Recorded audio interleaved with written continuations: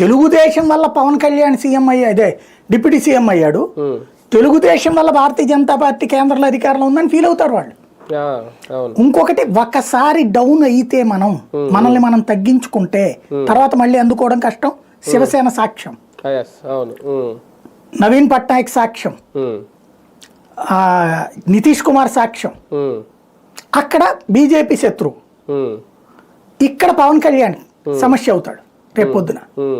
కాబట్టి పొత్తులో క్లియర్గా ఇప్పుడు ఈవెన్ జేడీయూ ఉందండి, బీజేపీ జేడీయూ కలిసి అక్కడ జేడీఎస్ మన దీంట్లో కర్ణాటకలో పొత్తు. బీజేపీ డామినేటింగ్ రోల్ ని కుమారస్వామి కంట్రోల్ చేయలేకపోయాడు. ఫైనల్ గా వాళ్ళ కుమారస్వామి వాళ్ళు ఇచ్చింది తీసుకుని బతకాల్సి వస్తుంది. ఆ పరిస్థితి తెలుగుదేశానికి రావడాన్ని ఏ తెలుగుదేశం కార్యకర్త రానియడు. తెలుగుదేశానికి చంద్రబాబు గారి కంటే ప్రాణం కార్యకర్తలు, తెలుగుదేశానికి లోకేష్ గారి కంటే ప్రాణం కార్యకర్తలు.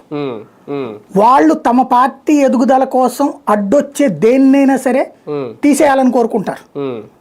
అవసరమైతే ఒక రోజు కష్టం ఎదుర్కొందాం కానీ మన పార్టీకి ఇంకొకరు డామినేట్ చేయడానికి వీల్లేదని కోరుకునే మనస్తత్వం.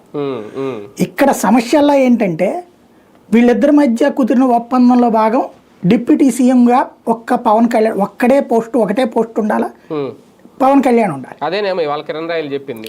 అయితే ఇక్కడ లాజికల్ పాయింట్ ఒకటి ఉంది.